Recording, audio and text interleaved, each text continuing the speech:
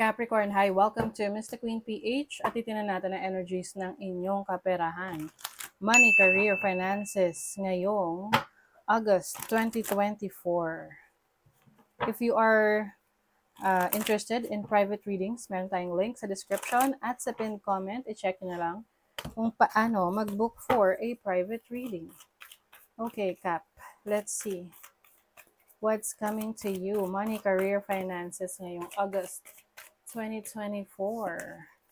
Destiny. Oh, baby, you're my destiny. Biglang ganun eh. You are being led to your destiny, Capricorn. And number 8, yung mga magaling sa numerology dyan or meron kayong background, number 8 is lucky, money. That's about money, business. So, maaring you are being led to your destiny na negosyo, career, investments. Okay?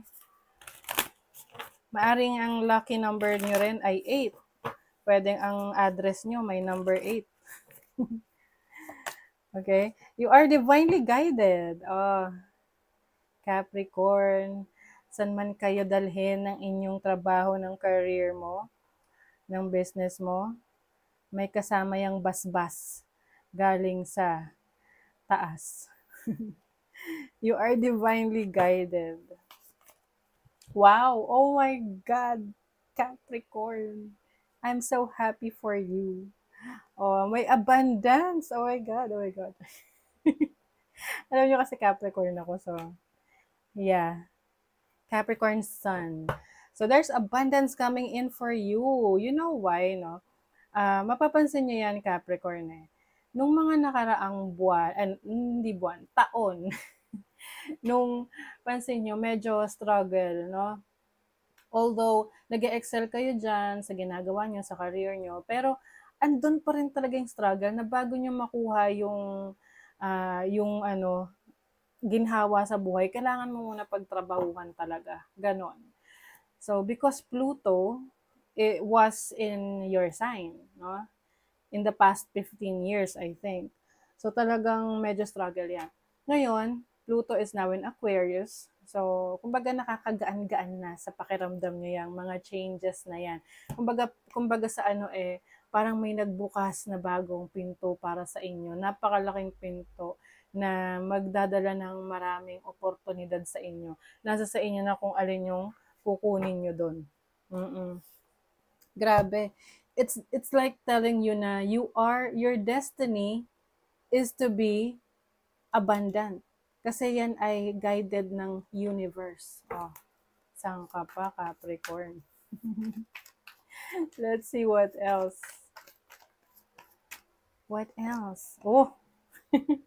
Diba? Nine of Pentacles is financial stability. Medyo relax lang kayo ngayon, Capricorn, kasi ang bilis lang ng pasok ng pera sa inyo.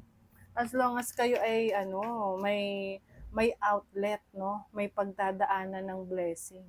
Kasi sabi nila, bakit hindi ako umuunlad? Eh syempre, i-check mo kung meron kang daanan ng blessing. 'Di ba? Let's say, kailangan may trabaho ka, may source of income ka, 'di ba? May negosyo ka, para may pagdaanan ng blessing. Or kung wala ka man yan, at least meron sa family mo. And you manifest. Okay? Yes. Ang ganda naman. Ano pa? Temperance. This is about patience. I think isa to sa na-master ninyo, no? Yung paghihintay. Kasi kung wala kayong patience, hindi nyo talaga ipupurso yan. Kasi 'di ba, mahirapan lang kayo, ayaw nyo na. 'Di ba? Pero dahil meron kayong patience, push, kahit mahirap, go. Tingnan mo siya, oh.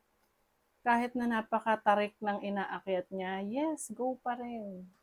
Push lang. Kasi alam niya, pagdating niya sa tuktok, mas maganda yung view, mas satisfying, mas ang tawag doon? Fulfillment, no? Fulfilling. Tingnan mo, Capricorn, oh my God. The Empress, kahit sino magre-read ng tarot, laging sinasabi ang Empress ay abundance, which is true. Hindi ka mauubusan. And this is also about your creativity. Mas magiging creative ka ngayong August. Mas marami kang ma-accomplish. Kung i-compare mo yung August sa iba pang buwan ng mga nakaraan, tinan mo, pansinin mo, mas productive ka, mas maraming resulta na makikita ka, mas marami kang ma-achieve, mas marami kang ma-accomplish ngayong August. Ay, kayo na talaga. Ang ganda ng energy. Three of Wands. This is about expansion. Okay? You are expanding. Yung iba nagpapalago ng negosyo, mas marami ng branches, mas marami na kayong kliyente. Sa career naman ninyo, maaring meron kayong makukuhang mas mataas na sweldo, na trabaho, or may increase kayo sa work ninyo ngayon, ng salary ninyo, or merong mas mataas na posisyon na i-offer sa inyo. Wow!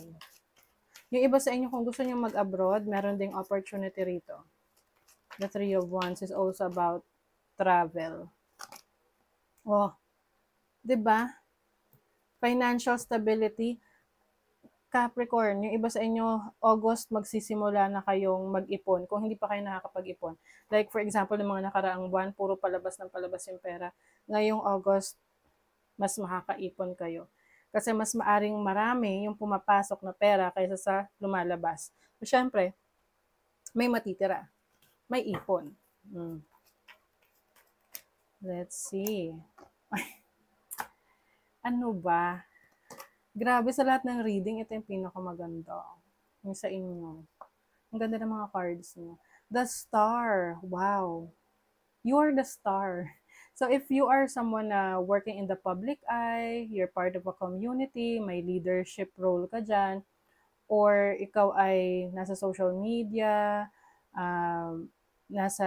your work, your career is on the internet, or yeah, content creation. Grabe, oh.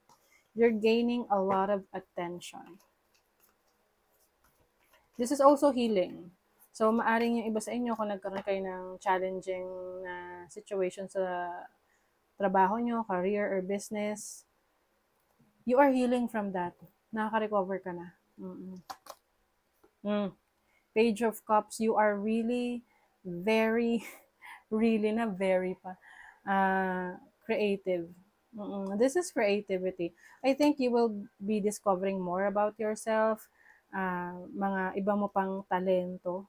And you will also have fun. Hindi lang to puro work. Ano rin to? Fun. O, diba? You have the Tower. I see this as a positive change for you. Tinan mo, nakasmile siya dyan. Na parang, yeah, I did that. Nagawa ko yun. So, meron kang alam mo yung parang, pag, yung Tower kasi, pag nakita ng iba, parang it's a negative card, no?